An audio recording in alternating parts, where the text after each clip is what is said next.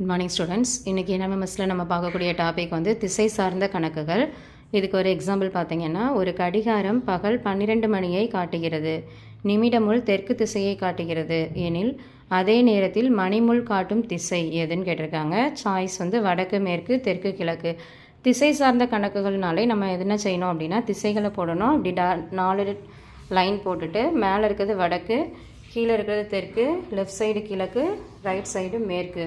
இப்போ இதில் எழுதுனதுக்கப்புறமா நம்ம கொஸ்டினில் இருக்கிறது பாருங்கள். ஃபஸ்ட்டு ஒரு கடிகாரம் வரைஞ்சிக்கணும். இதில் நமக்கு டைம் என்னன்னு தெரியும். 12, 6, 3, 9 நம்ம எழுதிக்கிறோம். இப்போ இதில் 12 மணியை பகல் வந்து காட்டுது, மணிங்கிறது கடிகாரம் காட்டுதுன்னு சொல்லியிருக்காங்க. நிமிடமுள் வந்து தெற்கு திசையை காட்டுகிறது. தெற்கு திசையில் இருக்கக்கூடிய நம்பர் வந்து 6. அப்போ நிமிடமுள் வந்து லாங் ஹேண்ட், அப்போ அது வந்து 6ங்கிறத காட்டுது. அதே நேரத்தில் மணிமுள் காட்டும் திசை எதுன்னு கேட்டிருக்காங்க. மணிமுள் அப்படிங்கிறது 12 காட்டுது. அப்போ 12ஓட திசை வந்து மேல் நோக்கி இருக்குது. இப்போ நம்ம திசையில் நம்ம குறிச்சிருக்கிறதுல மேல் நோக்கி இருக்கிறது வடக்கு.